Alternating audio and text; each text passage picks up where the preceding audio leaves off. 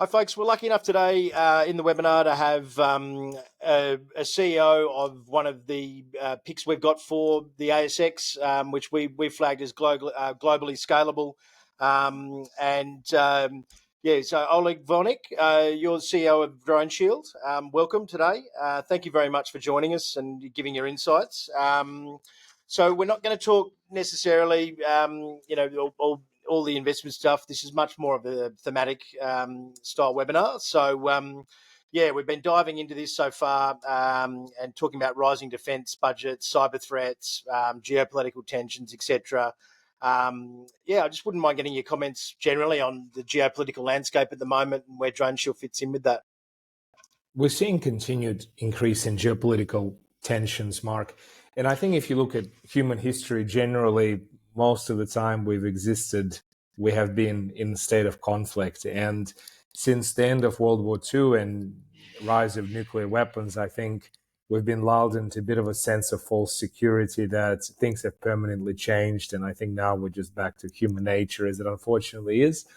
And with it, of course, is the addition of technology to warfare. And Ukraine has really demonstrated the potential of the new technology of drones on what it means for conflict and war, and that while drones are not replacement of traditional platforms like tanks and artillery, they are a force multiplier, they're a disruptor, and you can do so many more things. Like, for example, we're seeing now Russian government, from what it seems, using drones to not just attack in Ukraine, but also harass its NATO neighbors. And there's the whole cost of symmetry, right? You're sending 200, maybe a couple $1,000 drones, and the other side is forced to respond if they don't have anything suitable specifically for drones, with very expensive assets like scrambling planes and using missiles. And if you'll be on the Russian side, this is great because you're draining your enemy of resources and you're also testing them for, well, how are you going to respond if I do this or that?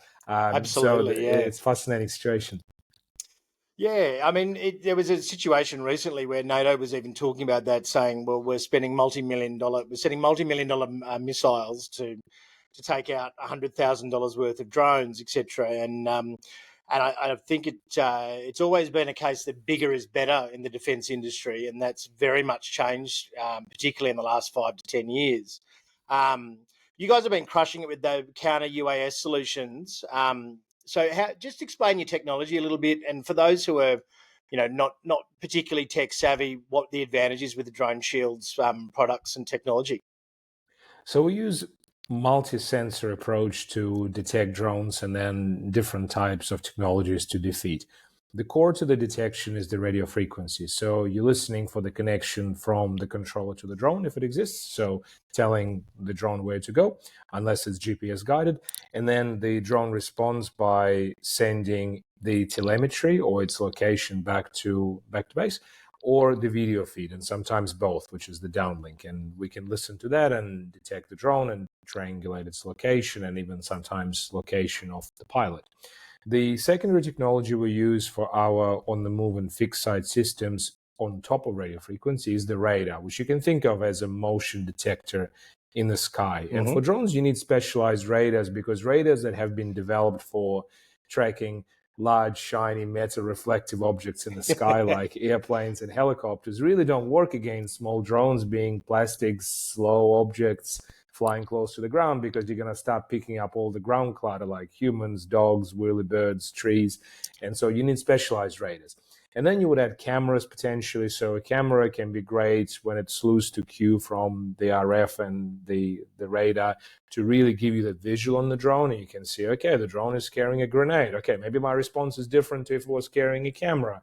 And I just want to have a footage, for example, of a drone. So that's quite useful. Sometimes you might have acoustics, which is listening for that sound of the engines or the blades of a drone. It's more for really high value situations where the customer says, I just want everything in one package. Yeah. And so you add that into, and then you stitch it all together. So we're a sensor maker as well as an integrator. So we do a command and control system called Drone Sentry C2. It looks like, the output looks a bit like Google Maps. So you have drones floating around and our sensors deployed and basically giving you the alerts. But then once you detect a drone, the question is, well, what do I do now? And sometimes, depending on the customer, you actually don't want to down the drone. In certain cases, we can tell you where the pilot is, so you can send security, apprehend the pilot, and solve the issue. So if you Yeah, are a wow. prison, if you're an airport, if you're a data center, it's actually a better solution. You think about it, okay, I take down the drone, tomorrow the pilot comes with another drone, and then what? You keep doing that. But if you actually say, okay, I'm going to apprehend you, if you do that, it's actually even a better deterrent anyway. So that's often for civilian situations. Now, of course, if you're at war, you need to actually do something about the drone if it carries something. So jamming is what we do. Now, jamming is relatively old technology, been around since World War II, but what we do is smart jamming. So you need to basically be able to jam things which don't want to be jammed, and the Yep. Chinese are very, very good at creating technologies which are resistant to jamming. And then you want to miniaturize the jamming technology. So it's relatively easy to create a jammer to take a whole back of a van, but to condense it in the form of one of our drone guns in a 3 kilo pistol product is relatively more difficult. So then on top of the jamming, if a customer says, again, like, I'm protecting a nuclear silo facility, I want everything. So then you potentially add protocol manipulation techniques. You have things like high-powered microwaves. So we have our great friends in California with APRAS. And this is really the real-life version of the Matrix movie. So you're essentially sending this shock wave that fries electrics in anything that moves in front of Oh, it, wow. be it a drone with an electronic circuit, be it even a car or a boat engine, and the drone just drops on the ground. Oh, Now, there are wow. additional, it's amazing what technologies there are there. There are other technologies like lasers and guns, and you can certainly use those. One thing I would say very important for drone detection and drone defeat is that symmetry in costs that you've alluded to before, Mark. So unless you are protecting a super high value asset, it makes no sense to deploy $20 million on a facility protecting against $200 drones. So you really need to keep it in perspective. So our base systems go from tens to hundreds of thousands of dollars, which is considered adequate or affordable for the kind of cost of the drones themselves. And you can mass field them. Like, for example, we have more than 4,000 systems deployed worldwide. We have hundreds of systems in Ukraine. And that is in part because they're affordable. If you're making 10, 20, $100 million systems, how many of those is your customer going to buy? Not many. Yeah. So this is really important. Yeah, I mean, look, we're very focused on European defence, and that's more of a NATO spending shift with Trump trying to get the Europeans paying for themselves, etc. And I mean, you're obviously having success. You guys are up for. I had you on the call, basically the Drone Shield on the call, and was interested to see you're up for over $1 billion worth of contracts this year, and you've already started to grab some already. But is that are you sort of the same opinion? Is that the area you're focusing on at the moment there in Europe, as the the EU and a lot of those European countries start to increase their budgets? Europe is the biggest opportunity. Historically, US has been 70% of our market, and I think US will eventually be our biggest market once again. But in terms of the relative percentage, Europeans this year woke up. They realized they can't just rely on the US, and they need something. Now, Europeans have this amazing challenge where the budgets are starting to flow, so that there's really kind of no lack of money. But defense is not an industry you can just turn on a tap and suddenly tanks and missiles and drones start flowing out. Things take time. So we're now seeing a lot of our customers finally get a lot of budgets, but the challenge for them is how to spend it, which is conveniently where Drone Shield comes in. And especially with drones and counter-drone systems being right at the top of the spending priorities. So we had a $62 million order at the end of June that we completed delivery of in fairly record time. So we indicated to the stock exchange that we'll do it in a couple of months, which we did. And now we're seeing enormous amount of pipeline in many hundreds of millions for basically same customers as we've already been selling to. They know our products, they know what to expect, they know how to get the money, but basically much bigger deployments. Because the thing that Europeans are seeing for counter-drone, which is not too dissimilar to every other customer around the world, is it's such a super nascent industry, right? So nobody thought about drone warfare 3 years ago when Ukraine just started. So our customers have either nothing, or they might have 1 or 2 systems when they need to get 100. So now the scramble is, how do you go from very low market saturation to kind of full deployment? And so important thing that our customers are learning when they see new technologies is they've seen situations in the past where they find a company they like and they buy 5 systems and delivery goes well, then they place an order for 500 and it breaks the company. So they're carefully scaling the size of the orders and saying, all right, well, how fast can you deliver? Is the quality good enough? And we have been doing pretty well. And so, like, for example, we have a customer in Asia Pacific. They placed a $12 million order with us in January, $32 million order with us in April, and now we have about $450 million dollars worth of pipeline in Asia Pacific, and so we're really well on path with this customer because of how quickly we delivered the orders as they were escalating in size. And we are also now in the process of increasing our manufacturing capacity from $500 million a year to $2.4 billion by end of next year, which is a lot of it about ability to deliver. And obviously, I mean, the webinar's around security and defense, but we do love companies that, that do something. We had an AI hyperscaling and data centers webinar last month, and I was really liking the fact that the likes of, say, Goodman Group, they're hyperscaling the data centers for the bigger companies in the US, but they've also got that side business. Are there other commercial uses potentially for your product that might, in times of peace, might substitute in or have a bit of a side hustle for Drone Shield? Well, first I would correct about the time of peace comment.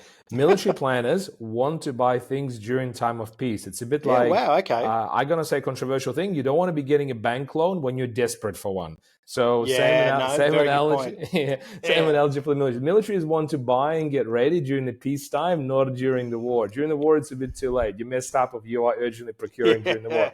And also, remember, focus of the military is deterrence.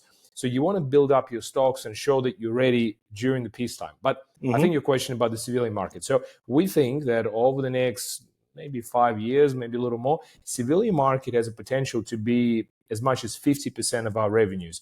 We're now in the process of releasing an updated study on the total addressable market, and it will be showing much, much more than what we have previously displayed as we basically done previous study about 5 years ago, and it will be roughly similar split between the military and the civilian market. And I think it's the old story, like DARPA invented the internet essentially, but now it's a lot more civilian use. So if you think about the data centers, airports, stadiums, critical infrastructure, oil and gas facilities, metals and mining industry, where drones are basically creating disruptions and flying over the sites and harassment and so on. Corporates, where there's corporate espionage and terrorism threats, the amount of potential applications is significant.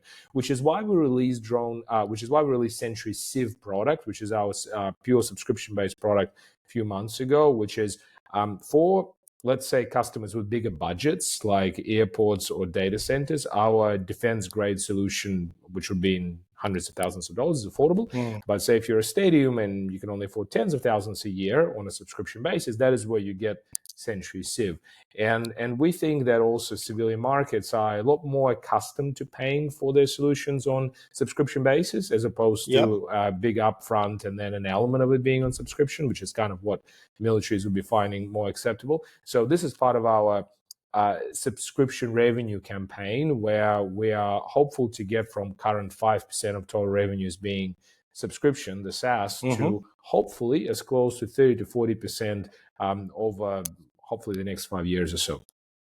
Yeah, I mean, that's brilliant in terms of, I mean, every investor loves a SaaS business, that's for sure. So smoothing those revenues. So let's kind of nerd out a little bit now. Like, what's like the coolest thing you guys are working on at the moment, that even if it's kind of pie in the sky, at the conceptual basis, what's the sort of coolest thing you've got your guys looking into as it stands at the moment? Well, of course, it's artificial intelligence. There's nothing else that would cut the mustard.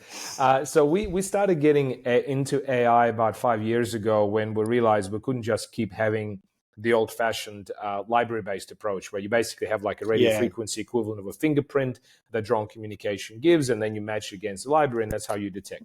So we spent last 5 years building what we believe is the largest database of drone signals around the world. And all of the devices that we have deployed with customers' consent then send the data back to us. The library grows, or the data, the drone signal library grows, and then that enables our engines to get better. Now, the way it works today with what we call our FAI, radio frequency AI, the second generation, which is the current generation, that is about basically the engine can detect never seen before drones, but the way it learns is that every quarter we basically release a newer version of the engine, like 2.1, 2.2, etc. And then that engine would learn a bit better. Now, in about a year from now, we're releasing the third generation of that. What it does is that basically completely, fully learns on its own, on the edge, on the device, completely independently. And this is also why we're evolving the hardware to go with it.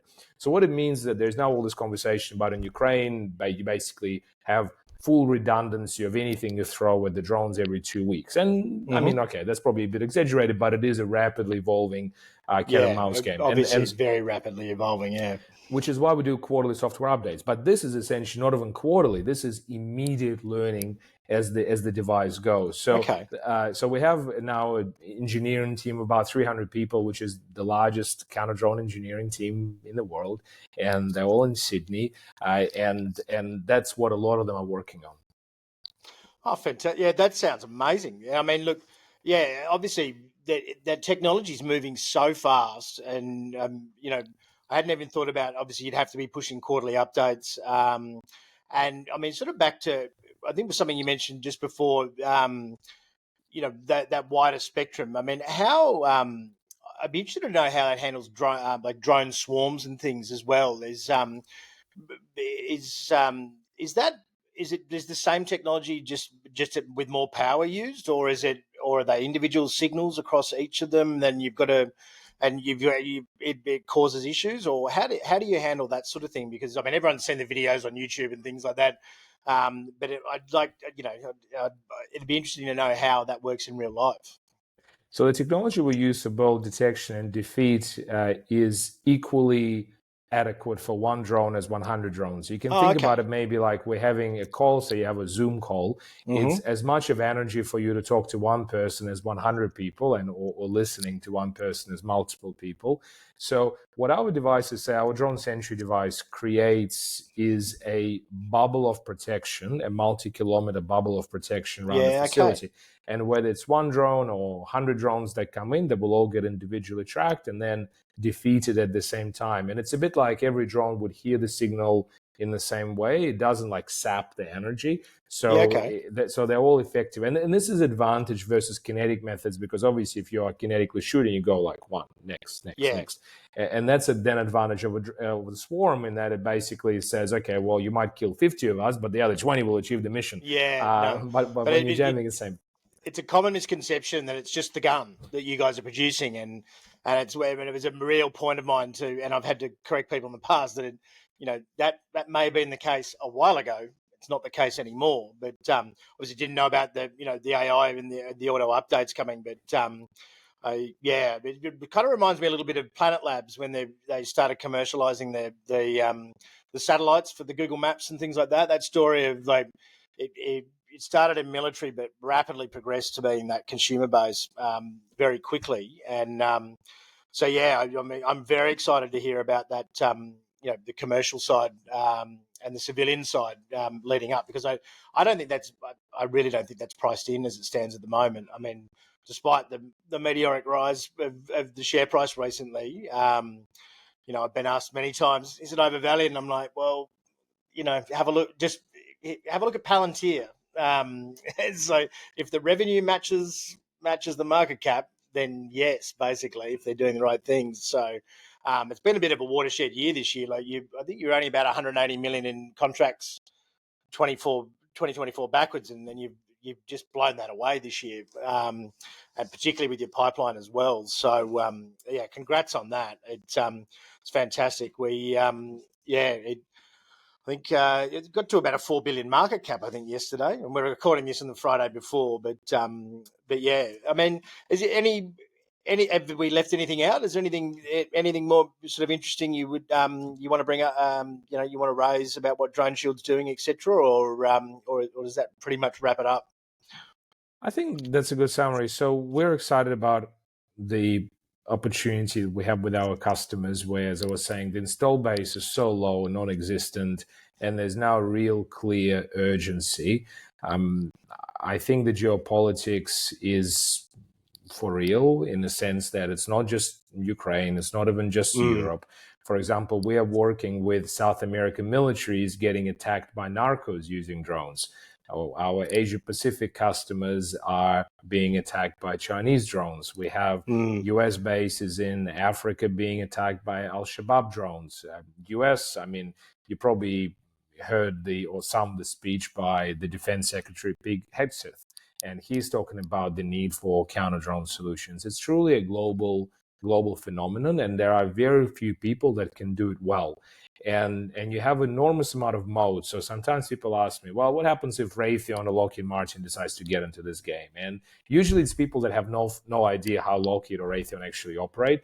And I would say, look, if you tell either of those two guys, these firms, which produce enormously well build big platforms, whether it's jets and missiles and whatnot. If you tell them, right, you need to, in the next year or two, build a product that would have this really sophisticated AI, and you'll be rebuilding every 3 to 4 years because the drone's developing so quickly. The product has to cost tens of thousands or hundreds of thousands of dollars. You're going to do quarterly software updates. They will look at you like, no, you came to the wrong place. No. We'll stick to making big margins on missiles, but again, that kind of reminds me of that the rise in satellites, basically, where it became commercial. Is that the big guys didn't want anything to do with it, and they ship, and it's really come. I mean, drones have kind of come from a consumer electronics background and then been militarized, as opposed to the other way around, and big organizations like NASA and Lockheed and things, they've significantly struggled with that. And culturally, they've got that building something like you guys have built is, that's the last thing on their mind. They would have their entire boards be railing against it because that's the reason we have mapping, satellite mapping today, is that someone strapped a smartphone to a satellite the size of a shoebox and NASA said it wouldn't work. You should spend $1 billion on a satellite. But it's the rapid rise of how good consumer technologies are, and really does make it gives, obviously the drones are so good now, you can weapon, and they can be weaponized, that it's a problem they obviously didn't really foresee, but it's definitely a space that needs to be filled. And like I say, I just cannot see the big guys either having a culture. Their businesses wouldn't be a cultural fit to do all the things you're talking about, and they're not particularly. They can't pivot very well and very quickly, so they do tend to outsource quite a bit of those sorts of things as well. But I would expect that. This one thing I continually bring up with clients and when I'm doing media is the value of the data as well. I mean, I didn't know about that database that you've got. I mean, that data is going to be, that's expensive data. Like, I don't think people realize how much data is going to be worth in years to come. And, the likes of even Intuitive Surgical, they're doing all these robotic surgeries, but they've got a 3 or 4 year lead on everyone. But the data they've got on those, from all those machines running around the world, or even self-driving cars for Tesla or whatever, I think that'll be a potential revenue source in itself, I would imagine. So, exciting times for you guys. Thanks so much for joining us. And instead of just me rabbiting on, we get to actually hear from someone who's got the background in it. But we'll certainly keep up with you guys, and it's one of the stocks we've recommended today in the webinar. So